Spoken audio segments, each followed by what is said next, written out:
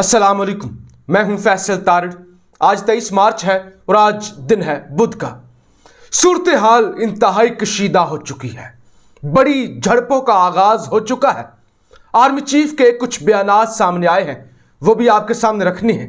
वजीर आजम किस तरह से डट चुके हैं और खुलकर मैदान में आ चुके हैं, यानी दोनों पार्टियां खुलकर मैदान में आ चुकी हैं। एक बड़ी झड़प का आगाज हो चुका है और इस्लामाबाद के अंदर इस वक्त हलचल मची हुई है। तमाम तर सूरत हाल आपके सामने रखनी है। पहले दिन से लेकर जो तज्जिया, जो खबर मेरी जानब से आपके सामने रखी गई है, सारी सूरत हाल उसी तरह से होती हुई और उतनी ही कशीदा होती हुई नजर आ रही है। सबसे पहले मैंने आपको कहा था कि इत्तेहादी जो है वो वजीर आजम के साथ नहीं जाएंगे, वो अपना फैसला कर चुके हैं। आज वजीर आजम को जो ब्रीफिंग दी गई है उसमें बता दिया गया है कि इत्तेहादी अब इत्तेहादी नहीं रहे, जबकि जो मुनहरफ अरकान हैं वो भी वापस आने का इरादा नहीं रखते। जबकि वजीर आजम ने भी अपनी कमेटी को कह दिया है कि अब उनकी तरले और मिन्नतें मजीद ना करें, उनको ताहयात अब नायल करवाया जाएगा। जबकि वज़ीर आज़म ने जो एस्टैब्लिशमेंट की जानब से एक पैगाम आया था कि दोनों पार्टियां बैठ जाओ, मामलात तय कर लो, उससे साफ इनकार कर दिया है। वज़ीर आज़म ने यह कहा है कि मैं शहबाज शरीफ के साथ बैठना अपनी तौहीन समझता हूं।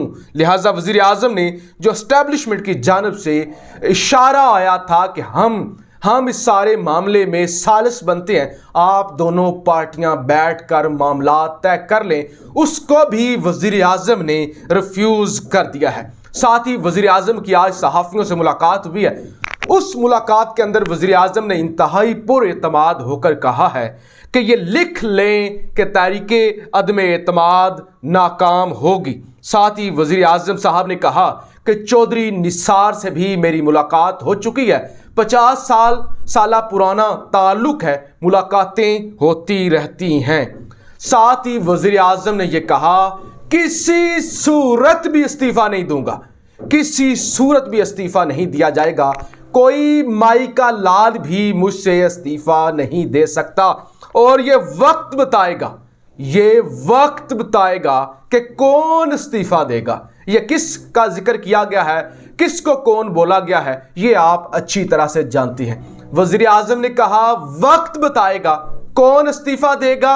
मैं खड़ा हूं, खड़ा था, खड़ा रहूंगा, बदमाशा के आगे भी नहीं झुकूंगा और किसी और ताकत के सामने भी नहीं झुकूंगा। मेरिट पर फैसले करूंगा, मेरिट पर तकर्रियां करूंगा, बहुत जल्द बड़े सरप्राइज दूंगा। पूरा पाकिस्तान 27 मार्च के जलसे में होगा और वोटिंग से एक दिन पहले मैं बड़ा सरप्राइज दे दूंगा। वोटिंग से एक दिन पहले मेरा कार्ड सामने आ जाएगा। लड़ाई होने दें, वक्त बताएगा कौन इस्तीफा देता है। तो वजीर आजम जी लड़ पड़े हैं, वजीर आजम खड़े हो गए हैं। वजीर आजम ने ना झुकने का अंदिया दे दिया है। हालांकि आज जब परेड के अंदर वजीर आजम साहब की मुलाकात हुई, आर्मी चीफ बाजवा साहब ने 2 दफ़ा सल्यूट किया वजीर आजम को, लेकिन सोशल मीडिया पर अफवाहें चल रही थी कि दोनों एक दूसरे को घूर घूर कर देख रहे थे और मामलात ठीक नहीं हैं।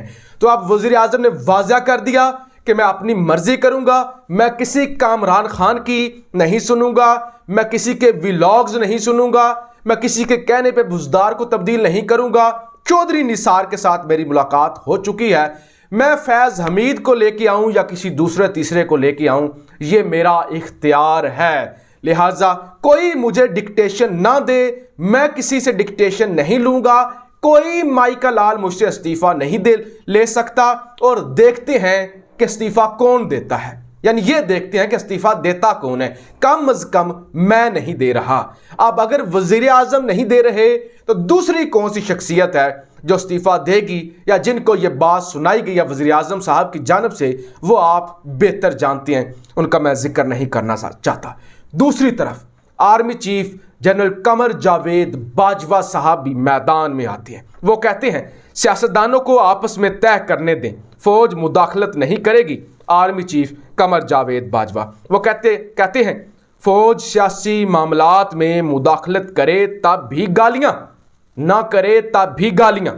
आर्मी चीफ कहते हैं कि हम न्यूट्रल रहें तो कहा जाता है कि न्यूट्रल तो जानवर होता है, और अगर हम मुदाखलत करें फिर भी गालियां। यानी हम अगर मुल्क को सामने रखते हुए मैदान में आए, गालियां पड़ती हैं कि फौज क्यों आ गई, फौज ने तजावुज़ क्यों किया अपने इख्तियारात से। और अगर हम न्यूट्रल रहें तो कहा जाता है कि न्यूट्रल तो जानवर होता है। तो फौज के सरबराह ने, सिपा सालार ने कहा कि हम दोनों सूरत में गालियां खाते हैं। उन्होंने कहा सियासतदानों का क्या है, सियासतदान सुबह लड़ते हैं, शाम में इकट्ठे बैठकर चाय पीते हैं। वो कहते सियासतदानों का क्या है, गालियां तो हमें पड़ती हैं, ये तो सुबह लड़ते हैं, शाम को बैठकर चाय पी रहे होते हैं। अवाम सही लोगों को वोट देंगे तो पाकिस्तान बदलेगा, यह आर्मी चीफ ने कहा। न्यूट्रल आर्मी चीफ ने कहा कि अवाम सही लोगों को वोट देंगे तो पाकिस्तान बदलेगा, अदरवाइज कोई तब्दीली नहीं आएगी। पाकिस्तान का मसला हम हैं तो मीडिया भी है। आर्मी चीफ ने कहा कि अगर ये कहा जाता है ना कि आर्मी इख्तियारात से तजावुज़ करती है तो फिर मीडिया भी करता है। अगर हम कुछ खराबी करते हैं तो मीडिया भी करता है। जिस दिन मीडिया के लोग इंसान बन जाएंगे उस वक्त जो है वो मामलात ठीक होना शुरू हो जाएंगे। और साथ ही उन्होंने कहा कि दुश्मन हमारा कुछ नहीं बिगाड़ सकते, अमेरिका और भारत शिकस्त नहीं दे सकते। अच्छा, फौज मुदाखलत नहीं करेगी, उन्होंने कहा लड़ने दें इनको, फौज मुदाखलत नहीं करेगी, फौज का हिस्सा बने।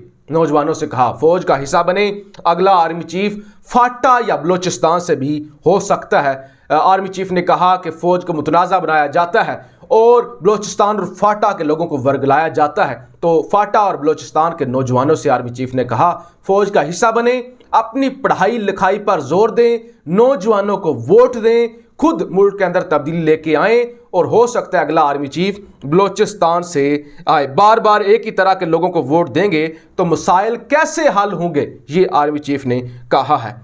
अच्छा, और उन्होंने कहा कि मीडिया के लोग इंसान बन जाएं तो सब ही ठीक हो जाता है। लेकिन इस वक्त जो 2 दफ़ा सल्यूट किया गया है, आर्मी चीफ खुद वज़ीर आज़म को कार के अंदर छोड़ के आए हैं और अलविदा किया है। सोशल मीडिया के ऊपर कुछ सहाफ़ी इसको इस तरह से ले रहे हैं और प्रोपेगेंडा कर रहे हैं कि ये अलविदाई सल्यूट था, ये आखिरी सल्यूट था, ये रुखसती थी और शायद इसके बाद आर्मी चीफ कमर बाजवा साहब इमरान खान साहब को सल्यूट ना करें। और भी बहुत सारी तस्वीरें रखी जा रही हैं सामने कि देखें ये परवेज़ खटक साहब हैं, ये आर्मी चीफ साहब हैं, ये सदर पाकिस्तान है, ये वज़ीर आज़म हैं। तो इतनी दूरियां क्यों हैं? लेकिन कुछ लोग ये कहते हैं कि प्रोटोकॉल के तहत, क्योंकि आर्मी चीफ जूनियर होता है और वह वज़ीर दिफा के अंडर होता है, लिहाजा प्रोटोकॉल के तहत आर्मी चीफ जहां भी खड़े थे वो सही खड़े थे। लेकिन बात यह है